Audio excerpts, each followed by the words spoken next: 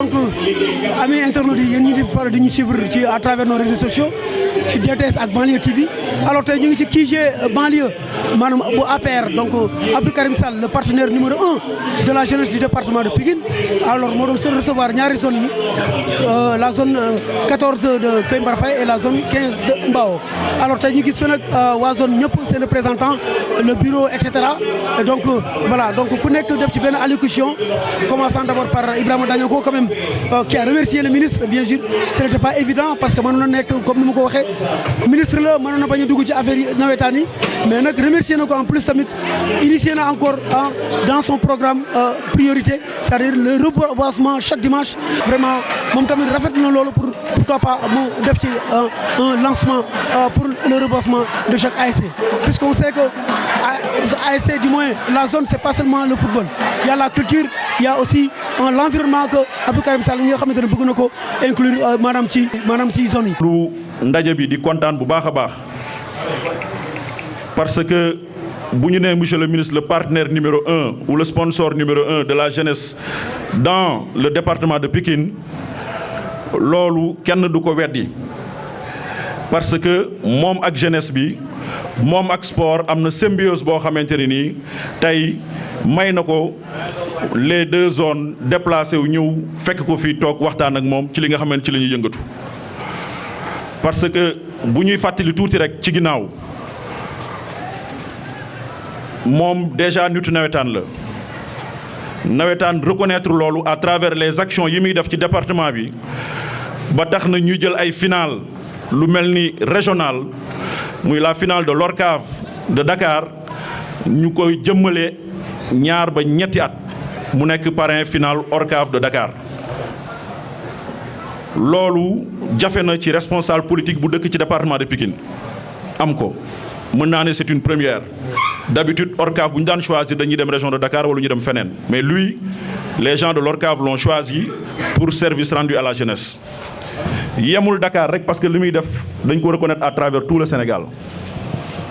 l'ORCAV de Fatick qui se trouve être la région du président Macky Sall mais aussi la région du ministre des Sports tànn nañ ko jël seen finale régional jagleel ko mu nekk seen parrain donc loolu reconnaissance la au niveau national bokk ci zone yi ñuy dalal fii dara jàll nañ ko seen finale tuddee ko mu parrainé ko au niveau du stade Alassane Djigo donc yooyu ay récompense la yoo xam dañu koy defal par rapport ak moom sa contribution au niveau du mouvement nawetaan et au niveau des jeunes kon nag monsieur le ministre dañ lay wax gàcce ngalaama ci taxawaay bi ngay taxaw ci wetu ndaw ñi mais aussi gàcce ngalaama ci taxawaay bi ngay taxaw ci wetu sportif yi. ñëpp ku fi teew donc tey wax dëgg fa yàlla dañoo am fierté dañoo am contentement ba ñu toogee ak monsieur le ministre parce que li may wax rek kii ñu toogal sunu kilifa la donc sunu partenaire la sunu xarit la. donc tey le mouvement nawetaan bii nga xam ne tey yàlla jël na zone 14 dénk ñu ko ñu nekk ci bopp bi amuñu fayam donc man de 2018 à maintenant donc man mi nga xam ne tey peut-être am na zone bi ñeneen ñu fi nekk Ibou Ndiaye mi ngi fi Abdou Ndiaye mi ngi fi Fall mi ngi fi di liggéey à tes côtés de 2018 à maintenant gis nañ yokkute bi ñu am donc loolu c'est important donc yàlla dogal na ni tey suñu fierté nga dañ lay ndamoo donc loolu dañ koy démarrer bala ñoo wax dara monsieur le ministre dañ lay remercier tout d'abord si li ñu jógee parce que je pense bien Cheikh wax na ko léegi édition finale zone 14 bi passé vous étiez le parrain donc parrain boo xam ni lépp lu waroon ci journée bi lépp lu waroon ci finale bi taxawu nga ñu donc loolu dañ la ciy remercier bu baax a baax yow yàlla dogal nañ boobu nekk ñu woon président mais membre bureau lañu woon donc suñu toogee fii tey bala ñoo def dara dañ lay remercier ci loolu suñu jógee ci loolu dañ lay remercier la zone daf lay remercier mais aussi ñun ñi toog à notre nom propre dañ lay remercier donc li tax ñu lay remercier nag tey dëkk bi yëpp xam nañ ko dañoo ànd ak yow nekk sa wet di wuti dara nga won nga ni yow yaa ngi sunu wet ba dëkk bi yëpp xam ko monsieur le ministre dañ lay remercier bu baax a baax ci loolu su la neexoon nga ne man ministre de la république la détail yooyu duma ci dugg mais vous nous avez montré que ni am nga yëg-yëg ci ñun loolu mënuñu ko mesurer. beneen bi ñu lay remercier nag en tant que zone mooy gis nañ cër bi ñu jox parce que c'est extrêmement important bés bi wallahi azim bokk na ci bés yi ñu gën a neex ba ñu nekkee président ba léegi parce que cër du tuuti cër nag bi ñu yàlla dénk ñun ku xamul lu muy mesurer ñun xam nañ li muy mesurer xam nañ dayo bi ay ndaw lañ ay nit nekk suñu ginnaaw dénk ñu cër ñu war ko doxal duñ ci boole ñàkk fayda duñ ci boole yaafuus ku ñu téye ñu téye zone 14 la ñu am mouvement nawetaan la ñu am suñu amee ku bokk si ñun quelles que soient les circonstances ku ñu ko jàppal dañ koy jàppal nga ñu zone bi dañ lay remercier monsieur le ministre bu baax a baax a baax li ñu fi indi tey nag mooy war la présenter le nouveau bureau seeti def nañ ay tournée seeti lañ la sous-préfet rencontré nañ la municipalité ku ñu dem dañ lay wax suñuy mbëbët suñuy bëgg-bëgg la zone aujourd'hui elle est composée pratiquement que des jeunes keroog samedi moo ci mujj nga defal ñu visite surprise ñëw ci stade bi ba tey nit ñi di ma woo fu ne di ma féliciter ne ma sa journée bi bokk nga ci ñi ko ñoŋal merci beaucoup monsieur le ministre di wax ne rek la zone elle est là tey am nañ particularité boo xam ne dañoo am section féminine bu ñu àndal ñu war ko fi wax mu nekk fierté boo xam ne ñun ñoo ko teg si bopp ba la présidente Amy Gaye nekk ci di si def liggéey bu am solo suñu ñëwee fi dañ leen la ko wax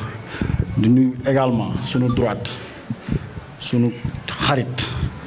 suñu doyen suñu lépp tey la zone 14 tolloon nañ foo xam ni di wuti suñu Assane Pouy woowoon nañu dañu ko bàyyil pour la bonne marche des choses ak ku mënti nekk su ñun dañuy bàyyi kii monsieur le ministre suñu xarit lañ bëgg nga jàppal ñu ko parce que yow dugal nañ la ci nekk def loolu luñ la lu ne lu nit ñi xamul lu ñu xamul kii dañoo bëgg nga teel ñu ko suñu kër la sincèrement parler parce que moom comme li may wax suñu woowoon téléphone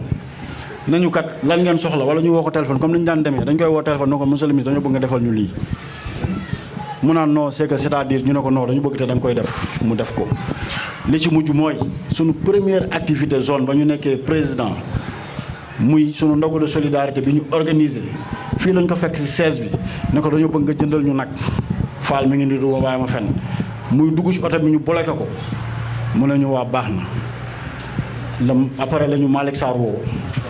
yëkkati 250 000 jox ñu nañu au nom du ministre le directeur Al Hassan woo ñu yëkkati 100 000 jox ñu nañu au nom du ministre Sow également yëkkati 300 000 jox ñu nañu au nom du ministre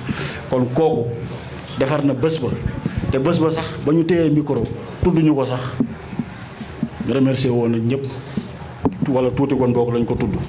parce que kii li may wax rek Olof Njaay nee na nag su la ñëpp seetaan nekk moom téye nañu fa mu ñu war a téye nañu bu baax a baax amul lu ñuy tiit amul lu ñuy ragal zone bi dañ la cee yaakaar monsieur le ministre te xam nañu mënoo ñoo seetaan te xam nañu doo ñu seetaan lii nga ñu defal tey rek doy na en tant que ministre de la république nga recevoir ñu woo sa collaborateur yëpp ñu ñëw toog jàkkaarloo nekk sa wet di wax non loolu wax dëgg fa yàlla ku ne sa xol seddul doo gor suñu xol sedd na monsieur le ministre li nga bëgg yaa ko xam yàlla la ko yàlla defal. que nag bëgg nañu la zone 14 de Kër Mbaye Fall nous avons un programme bu dul football mooy dañoo am campagne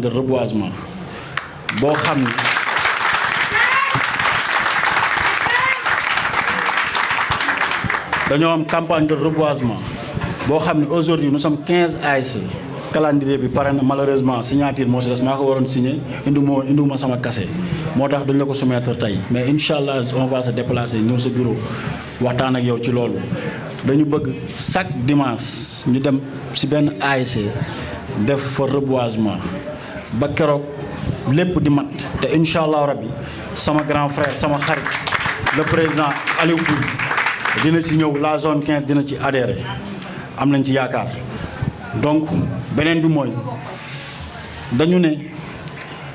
le président le plus jeune président bi innové loolu lañ ma tuddee keroog ci stade bi dañ ne la zone 14 dañoo ñëw pour innover te innover bi nag mënuñu ko dem ñun kese stade bi soxla nañu mu am sécurité bu baax a baax a baax suñu nee sécurité fu ma dem wax naa ko le sous-préfet wax naa ko également à la municipalité parce que tey riverains yi nekk ci buntu stade bi amal nañ leen ak loolu nag nawetaan kese ñun kese li ñu mën mooy dañuy jël les services d'ordre ñëw ci stade bi protéger arbitre yi su jeexee jeex na bëgg nañ autorités yi nekk ci commune bi dugal ci seen loxo pour nawetaani mbaaw fii di mën a yegg parce que à chaque fois dañuy gis ni dañuy am problème mu sécurité ba à la fin dañuy yóbbu zone 15 dañuy yóbbu Alassane Djigo boobu ba tey mënuñu jouer fii muy zone 14 muy zone 15 gëj nañu fi jouer final yàgg na ren objectif bi loolu kese la nan la ñuy fexee ba ñaari zone yi jouer fi final fii ci stade bi loolu nag monsieur le ministre pour sécurité boobu dañ la cee yaakaar wax nañ ko la sous-préfet wax nañ ko la municipalité ñu ngi la ciy woo bu baax a baax beneen bi mooy incha allahu rabbi nous avons programmé à la fin de la compétition des nawetaan dootuñu couronné kenn dootuñu defati benn trophée ci stade bi dañu bëgg a organiser benn nuit boo xam ne nuit de sargal lay tudd woo ñëpp ñi nga xam ne jàppale nañ ñu ci saison bi woo également les meilleurs joueurs tey 11 types ñi koy def ba suñ ci yeggee dañ ko bëgg a def cérémonie boo xam ne cérémonie bu rëy lay nekk bu ñuy seetaan en direct ci télé yi parce que loolu mooy sunu tey loolu moo tax ñu teg ñu fi ñu jéem a teg loo xam ne dina lu bees la balaa may terminer dañuy remercier les présidents d'ASC qui sont là. nee na di ko daanelee mooy merci beaucoup monsieur le ministre ci sa taxawaay suñu à mon nom propre parce que tey suñu toogee fii di wax nit ñu mën ñoo xool ñuy sol yëre yu rafet gars yi dañu wax dañu tudd fu ñu dem ñu jox ñu cër au niveau du département de Pikine suñu demee dañuy jox cër parce que dañ naan le ministre moo nekk seen ginnaaw mouvement bi loolu cër la si ñun du lu tuut merci beaucoup monsieur le ministre nous sommes extrêmement fiers de vous cër bii nga ñu defal tey kontaan nañ ci bu baax a baax a baax a baax jërë ngeen jëf. Je l'ai remplacé à la tête de la zone 15 et j'essaie de lui emboîter le pas. Parce que vraiment, il a fait des réalisations. J'essaie tout simplement de l'imiter. Mais xëy na sax def li mu def du yomb parce que diriger ce mouvement pendant presque 12 ans ou plus, c'est pas facile. Donc nous sommes très fiers et honorés d'être reçus ici aujourd'hui. Et comme Cheikh l'a dit tantôt, fii duñu fi gan. ñëw nañ fii ñëwati fii à maintes reprises même bu dul le mouvement navétane sax man dama jàpp ne fii sama kër la parce que toutes mes filles sont là dans le CRACS. Donc ça déjà elles sont là derrière, c'est elles qui m'ont accueilli. Et mieux, il y a ma fille aînée Penda Pouy qui est au ministère de l'Environnement auprès de Al-Hassan Diop. Donc là également, c'était une parenthèse pour vraiment remercier encore une fois de plus le ministre et le directeur Al-Hassan qui est là à mes côtés. Les deux zones ont des programmes sur le plan de l'environnement parce que c'est comme si on s'était vu avant de venir. À la zone 15 également, monsieur le ministre, bu ñu fàttalikoo joxoon nga ASC yëpp du matériel pour le nettoyage. Et ce matériel-là, on lance un appel aux ASC pour que vraiment on associe le nettoyage au football. Et on leur demande à chaque ASC de nettoyer proprement son quartier. Et on prévoit même de mettre un trophée pour le quartier le plus propre. Donc ça fait partie du programme que j'associe au programme d'Agnoho. Mais nous lançons également un appel parce que le ministre, vous nous avez toujours soutenus, vous nous avez toujours aidés. Si j'interroge l'histoire, on vous avait parrainé une finale qui avait avorté. Finale Bobo, si je me rappelle, avec nos états de besoin, qui tournait autour de 3 millions, il nous a dit non, moi je mets 5 millions sur la table. Après que la finale a avorté, il n'a pas reculé et il n'a pas diminué un seul centime. il nous a dit que ce soit parrain ou non, prenez vos 5 millions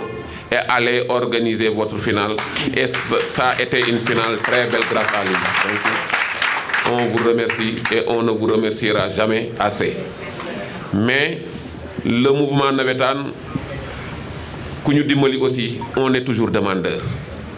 Nous lançons toujours un appel, nous vous tendons toujours la main au nom de l'ensemble des 2 zones qui est forte actuellement de 28 ASC, 15 à Kermbaïfal, 13 à Mbao, ça fait 28 ASC. Et nous voulons vraiment un soutien envers nos 28 ASC là. Si vous pouvez vraiment subventionner l'ensemble des 28 ASC et subventionner les zones également, monsieur le ministre, on vous tend la main parce que les ASC en ont besoin. Nous avons organisé vraiment ces navétanes-là dans un contexte très particulier, vu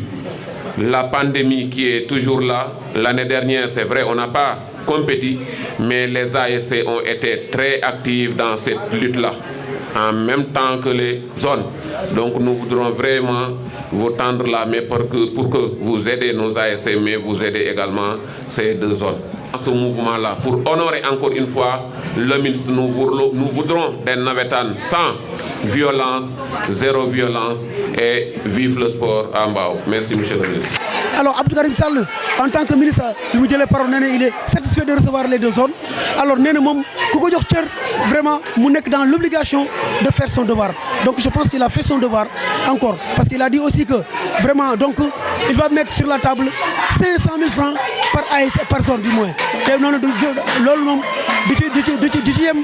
Parce que de nous appeler encore au courant de la saison. Mais en plus aussi, de nous appeler dans toutes les zones du département de Pikine. Je pense que ça aussi, c'est quelque chose de très important. Parce que aussi, il faut dire que Abdou Karim Sall aussi est un homme de sérail. Hein, c'est-à-dire il a été aussi dans le mouvement navétane. Parce qu'il a dirigé aussi Ouakav. Moi, à l'époque, le mouvement Bitoudouon dans son fief. Alors donc, pour terminer, il a dit vraiment que c'est le vœu du chef de l'État, comme quoi que nous appelons Ndaoui, vraiment, parce que déjà,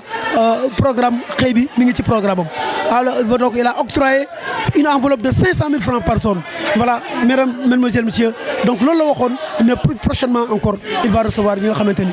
ASC. Now, Bouma Sante Yalla, Juliti Sang Sangi, sallallahu alayhi wa sallam.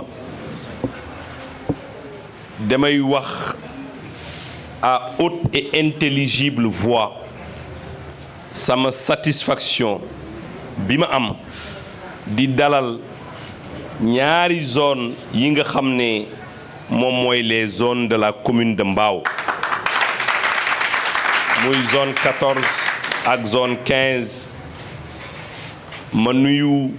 seeni dirigeant Alioune Pouy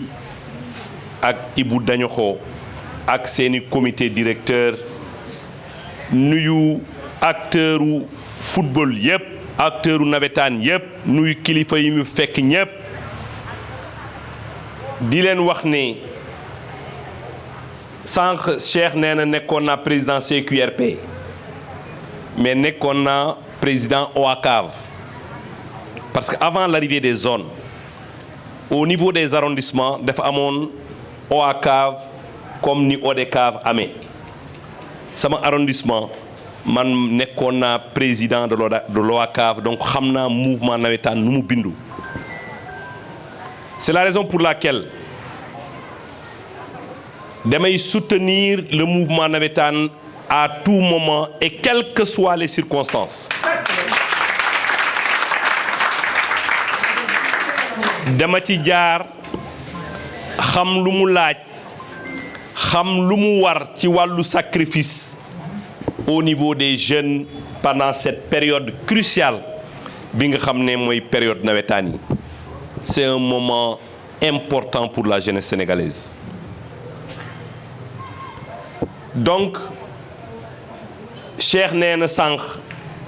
je suis le sponsor, mais moi je dirais que je suis le partenaire numéro 1 du mouvement navétane, pas seulement dans la commune de Mbao, mais dans le département de Pikine. Je salue au passage le président de l'ODCAV, mon ami Si, jot naa ko sànq dafa jëloon route nationale bi mu am embouteillage mu war a def tour delluwaat jël autoroute bi ma xam ne bu defee tour boobu balaa muy egsi fii mu guddi moo tax je l'ai libéré mais jox naa ko rendez-vous samedi bii di ñëw bi ci topp pour ma jàppale l'ensemble des zones du département de Pikine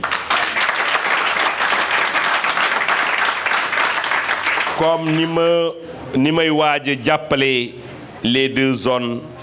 de la commune de Mbao. Monsieur le Président, seen discours dégg naa ko am naa ci mbégte ak kontaante seen kaddu jub na rafet na kaddu bu dëggoo bu jógee ci làmmiñ day dugg ci nopp daa di fay toog tranquillement seen kaddu yu wér la kaddu dëggu la maa ngi leen ci sant maa ngi leen ci gërëm parce que koo yéeg rek mu yéeg la nit koo may cër mu jox la delloo la cër dama jàpp ni da ngeen ma jox cër et ma am obligation et devoir delloo leen cër bi nga xam ne moom ngeen yëkkati jox ma ko du ma delluwaat ci li fi jaar waaye damay wax ne maa ngi leen ci remercier bu am fu mu tàmbalee mais amul fu mu jeexee. J'ai été très séduit par le discours de Ibou Dagnoko. Ibou, vraiment, j'ai été très séduit par ton discours, y compris d'ailleurs celui du doyen. waaye ànd li ko war a lal mooy dëgg man képp ku may àndal dama bëgg ànd ak yow te yàlla tax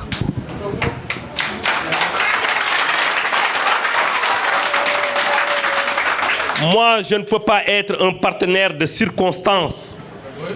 je suis un partenaire de tous les jours et c'est ce pari-là, c'est ce pacte-là que je compte signer avec les 2 présidents de zone.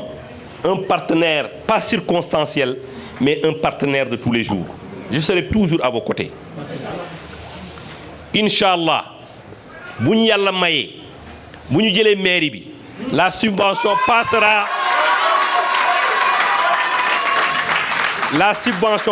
de 500 000 à 1 million pour les zones.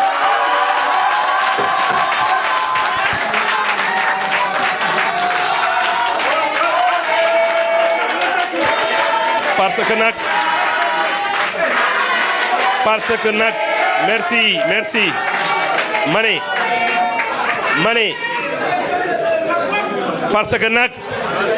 parce que nag s'il vous plaît parce que nag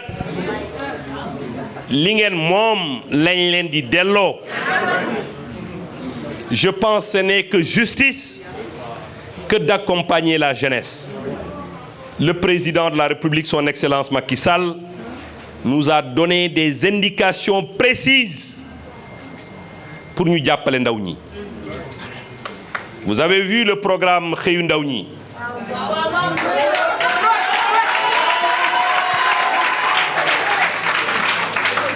Le programme Xëyu Ndaw ñi doté de 450 milliards de francs CFA. Président dafa yàgg di wax je compte sur la jeunesse c'est l'avenir de la nation donc ku am avenir de la nation am avenir de la commune ñooñu dang leen di bàyyi xel dang leen di jàppale dang leen di wekk dang leen di jox cër Inch'Allah dinañ leen jox cër bi nga xam ne moom ngeen yelloo Inch'Allah bu soobee yàlla cër bi ngeen war a am dinañ leen ko delloo ba mu mat sëkk. Parmi les dépenses yu ñu war a exécuter en premier c'est les dépenses de la jeunesse. Incha allah le mouvement nawetaan dina jot wàllam ba mu mat sëkk incha allah. leneen li wax ngeen léegi programme yu am solo c'est des programmes de reboisement. J'en suis très fier. Je serai très fier de présider le lancement de ces activités de reboisement par les présidents dans les zones avec l'ensemble des présidents de zones de la commune de Mbao. Inch'Allah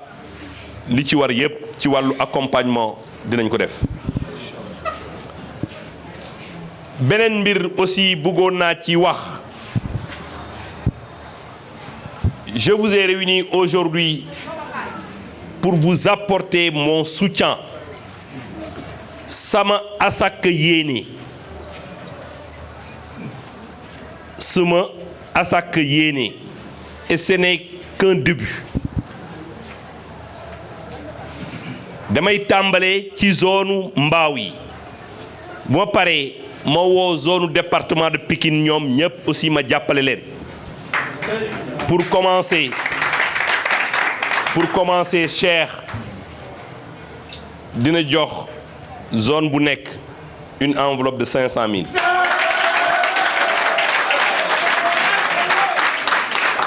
Pour vous aider à bien débuter. Pour vous aider à bien débuter vos activités. maa ngi leen di sant vieux maa ngi lay nuyu. mais tey nag dégguma yuuxu yi xaw ma dañ la fàdd xaw ma.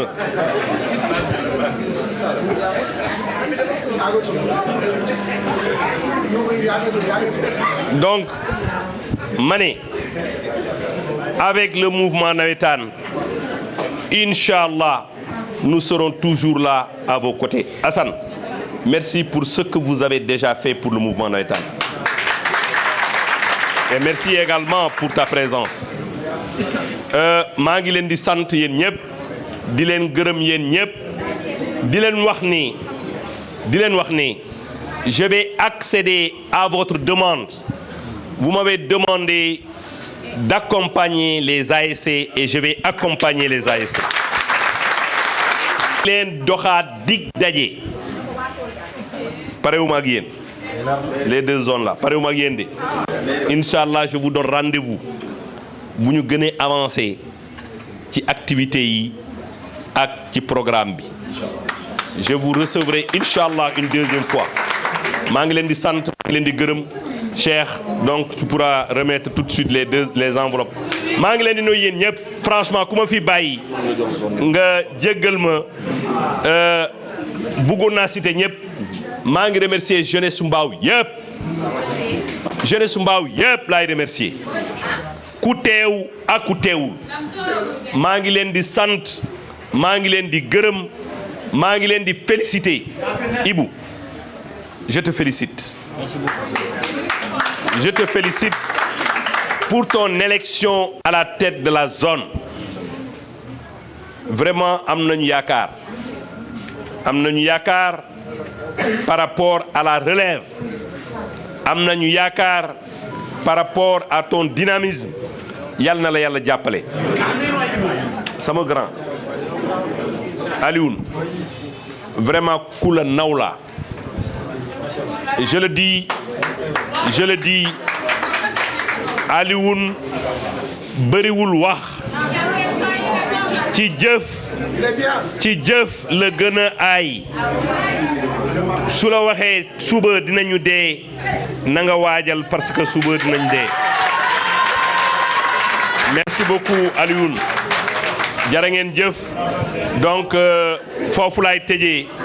di leen féliciter di leen encourager di leen wax ne Inch'Allah le meilleur est devant nous. Wasalaamu aleykum wa rahmatullahi taala wa barakatuh.